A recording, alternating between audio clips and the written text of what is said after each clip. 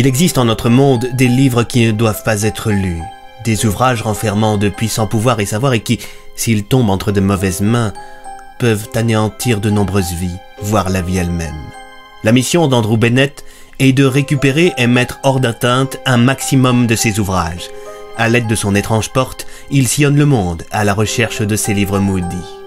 Voici l'une de ses histoires. Elle s'intitule « Andrew Bennett et le livre de la raison ». Bienvenue dans Super Flame Story.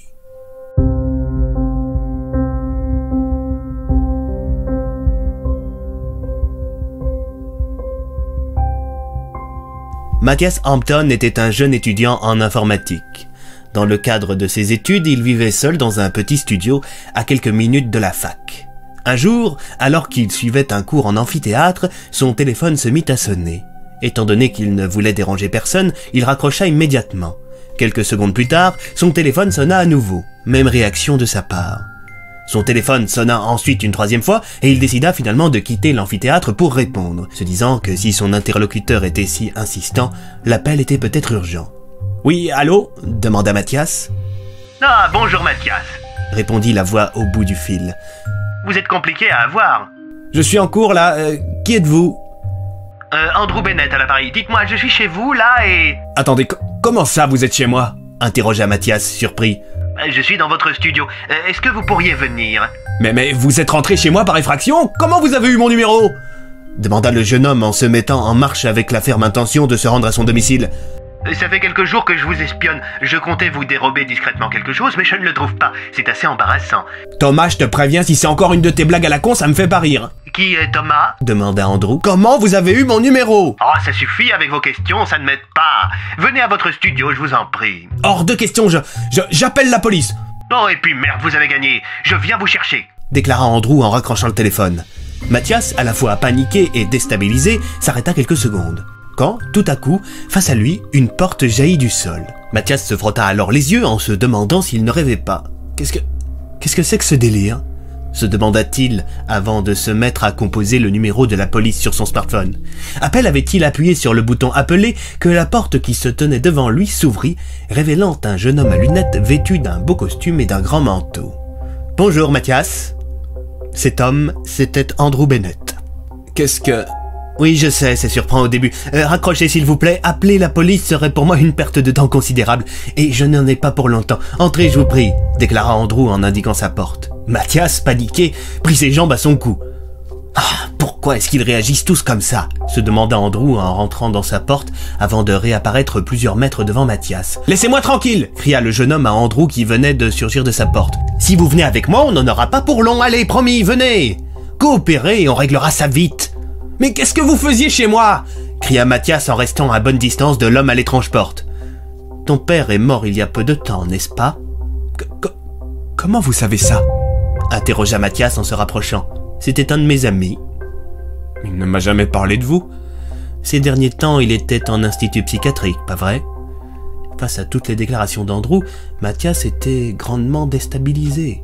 Il s'arrêta quelques instants. Vous êtes qui, bon sang ? Viens dans mon bureau et je te dirai tout. Votre bureau ? Andrew se contenta d'indiquer sa porte au jeune homme. Matthias hésita quelques instants avant de se décider à pénétrer à l'intérieur. C'est alors qu'il découvrit les lieux.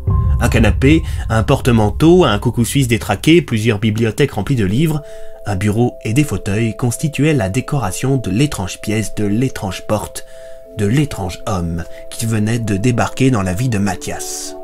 Andrew referma la porte et alla s'installer à son bureau. Après quoi, il invita Matthias à s'asseoir en face de lui. « Qu'est-ce que c'est que cet endroit ?» demanda le jeune homme. « C'est mon bureau. Et votre bureau est dans une porte qui jaillit du sol selon votre bon vouloir ?»« Oui. »« Et votre bureau, il existe, enfin, je veux dire, il est à un endroit précis ?» Non, mon bureau est un LHDT, il en existe un peu partout, et ils ne sont pour la plupart pas accessibles au commun des mortels. Un LHDT, un lieu hors du temps. Ce bureau n'est pas assujetti aux mêmes lois que le monde normal, si tant est que celui dont nous venons soit le monde normal. Enfin bref, c'est complètement dingue. Bon, pas tant que ça. En tout cas, ça explique que votre horloge soit détraquée. La trotteuse avance et recule sans cesse. Oui, en effet. Et sinon, qu'est-ce que je fais ici ? Je suis à la recherche d'un objet que ton père t'a légué après sa mort. Je comptais te le subtiliser discrètement, mais je n'ai pas réussi à le trouver. C'est bête. »« Quel genre d'objet » interrogea le jeune homme. « Un livre. »« Un livre ? Vous êtes rentré chez moi par effraction pour un livre ? Pas n'importe quel livre, un livre qui est comme tous ceux qui sont dans les bibliothèques que tu peux trouver dans ce bureau. »« Et qu'ont-ils de spécial ?» demanda Mathias en regardant autour de lui. « Oh, j'ai un petit speech pour ce genre d'occasion » s'exclama Andrew en fouillant dans le tiroir de son bureau avant d'en ressortir un bout de papier qu'il commença à lire. « Il existe en notre monde des livres qui ne doivent pas être lus, des ouvrages renfermant de puissants pouvoirs et savoirs et qui, s'ils tombent entre de mauvaises mains, peuvent anéantir de nombreuses vies, voire la vie elle-même. La mission du propriétaire de la porte est de récupérer et de mettre hors d'atteinte un maximum de ces ouvrages. À l'aide de son étrange porte, il sillonne le monde à la recherche de ces livres maudits. Et le propriétaire actuel de la porte, c'est moi. » D'accord. Et donc mon père m'aurait légué un livre maudit ? Oui. Mais quand vous dites maudit, c'est quel genre ? Oh, il y a de tout, livres pour invoquer des monstres, pour contrôler la foudre, pour invoquer des objets, d'autres pour contrôler des humains. Certains même rendent fous ceux qui les lisent, et je suis intimement convaincu que celui que t'a légué ton père était de ce genre. Attendez, vous êtes en train de dire que si mon père a fini ses jours en hôpital psychiatrique, c'est à cause d'un bouquin ? Bon, rien de très surprenant. En tout cas, ça ne serait pas la première fois que ça arrive à quelqu'un. Ces livres sont responsables de bien des tragédies. Par exemple, il y a quelque temps, dans un petit village charmant répandant au nom de Marmottin, un bouquin d'invocation a été indirectement responsable de la mort de plusieurs dizaines de personnes. Dieu merci, je l'ai récupéré à temps. Bref, qu'avez-vous fait des effets personnels de votre père ? Demanda Andrew. Avant de vous répondre, qu'est-ce qui me dit que vous étiez véritablement l'un de ses amis ? Il n'y a rien qui me prouve que vous êtes bien intentionné. Andrew prit une grande inspiration. Ton père s'appelait Gaspard, et quand tu étais petit, il te lisait un vieux livre intitulé « Douce nuit » tous les soirs avant que tu ne t'endormes. C'est exact. D'ailleurs, je crois qu'il traîne dans un carton que je n'ai pas déballé quand j'ai emménagé dans mon studio. Parfait. Allons dans ton studio, alors. Sur ces mots, Andrew se leva et se dirigea vers la porte de son bureau. Quand il l'ouvrit, elle donnait sur le salon de l'appartement de Mathias. « C'est prodigieux !» s'exclama le jeune homme. « Oh, pour moi c'est plus pratique que prodigieux, mais je comprends ton émerveillement, hein. Bon, où est-il ce livre ?» Sur ces paroles, Mathias disparut du salon avant de revenir avec un carton qu'il ouvrit devant Andrew. Il en retira quelques livres avant de tomber sur le fameux ouvrage dont lui avait parlé le propriétaire de la porte. « Douce nuit, c'est celui-ci. » Regarde la première page. Mathias s'exécuta. Il remarqua alors que tout en bas de la première page était écrit quelques mots. À mon ami Gaspard Hampton, puisse cet ouvrage aider ton petit Mathias à trouver le sommeil rapidement. Merci pour ton aide, Andrew Bennett. Ça alors ? Tu vois ? Quand vous le remerciez de vous avoir aidé... Oui. C'était pourquoi ? Et vous saviez quel âge ? Bon, il m'a aidé à retrouver des livres maudits dans le grenier d'une vieille dame. Je devais avoir dans les 80 ans, je pense. 80 ans ? Oui, là, j'ai un peu plus d'un siècle. C'était il y a une bonne vingtaine d'années, je dirais. Après, je ne te cache pas que j'ai un peu perdu le compte. Mais vous paraissez à peine plus âgé que moi, s'exclama Mathias. On vieillit moins vite lorsque l'on est dans la porte. Vu que j'y passe le plus clair de mon temps, cela ralentit le processus de vieillissement, expliqua le propriétaire. C'est déstabilisant. Je comprends. Du coup, concernant les effets personnels de ton père. Ah oui, j'ai tout mis dans un carton qui traîne dans mon armoire. Et moi qui, comme un con, cherchais dans ta bibliothèque. Bon, tu me diras, ce n'est pas plus mal après tout. Comment ça ? Bah, s'il avait été dans ta bibliothèque, il y a fort à parier que tu l'aurais lu, et tu aurais fini comme ton père. Mais, attendez, si vous saviez que mon père était en train de devenir fou à cause d'un livre, pourquoi ne pas lui avoir repris ? Oh, il ne suffit pas d'ôter le livre de la raison des mains de son lecteur pour que le maléfice ne se rompe. Au contraire, un sevrage brutal aurait eu raison de ton père. Je me suis rendu compte bien trop tard qu'il avait récupéré ce livre. Et où l'a-t-il eu, ce livre ? Demanda Mathias. Tu te souviens, je t'ai dit que ton père m'avait aidé à récupérer les ouvrages maudits qui pourrissaient dans le grenier d'une vieille dame. Eh bien, l'un d'eux est passé entre les mailles du filet, et à cause de mon inattention, ton père s'est mis à le lire. Et lorsque l'on commence à lire ce bouquin, il est déjà trop tard. Donc vous êtes indirectement responsable de la mort de mon père, déclara Mathias dans un sentiment de désillusion et de colère. Dire que j'avais fini par accepter la chose.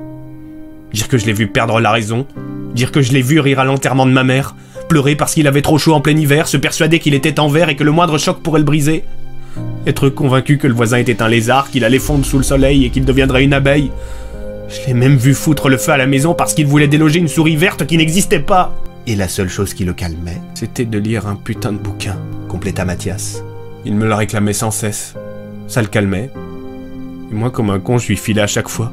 Le livre que tu croyais être le remède à ses crises était en fait le poison qui les provoquait. Un vieux bouquin qu'il avait récupéré dans le grenier d'une vieille dame. S'il ne vous avait pas aidé ce jour-là, ma vie serait bien plus belle, soupira Mathias en s'affalant sur son canapé. Je suis désolé, répondit mollement Andrew. Je vous laisse aller récupérer ce foutu livre dans ma chambre. Après, ça foutait le camp. Andrew se rendit dans la chambre de Mathias, fouilla dans l'armoire, récupéra le fameux carton et retourna dans le salon. Il l'ouvrit devant Mathias et en ressortit une photo sur laquelle on pouvait voir le jeune homme, alors qu'il avait 3 ans, en compagnie de son père et de sa mère. « Elle est belle cette photo », déclara Andrew en la montrant à Mathias. « Dommage qu'uniquement un seul des 3 soit encore en vie. » Andrew soupira, il fouilla encore dans le carton et il en ressortit une montre à gousset, à l'intérieur de laquelle se trouvait une photo de Mathias lorsqu'il était bébé. Il la tendit au jeune homme, qui la garda quelques instants avant de la mettre dans sa poche sans plus se préoccuper de ça.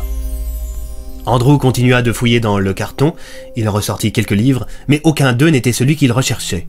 « Le livre de la raison n'est pas dans ce carton, tu es sûr que tout est là ?»« Oui, normalement, j'ai tout récupéré à l'hôpital. » répondit Mathias, inquiet. « Ça veut donc dire qu'il est possible que ce livre y soit encore ?» Oui, pour le calmer le temps d'y aller afin que je le fasse interner, je lui avais laissé. S'il n'est pas là, c'est qu'il est encore à l'hosto. Bon sang, s'il y est, ça veut donc dire que d'autres personnes sont susceptibles de le lire, clama Andrew en invoquant sa porte au milieu du salon. Nous n'avons pas une minute à perdre, viens avec moi. D'accord, répondit Mathias en se faufilant dans la porte. La seconde partie de cette histoire dans la prochaine vidéo. En attendant, n'hésitez pas à partager cet épisode, vous abonner et me dire ce que vous en avez pensé dans les commentaires. Pensez à faire un tour sur mon Utip pour me soutenir. Le lien est dans la description de la vidéo. Ciao!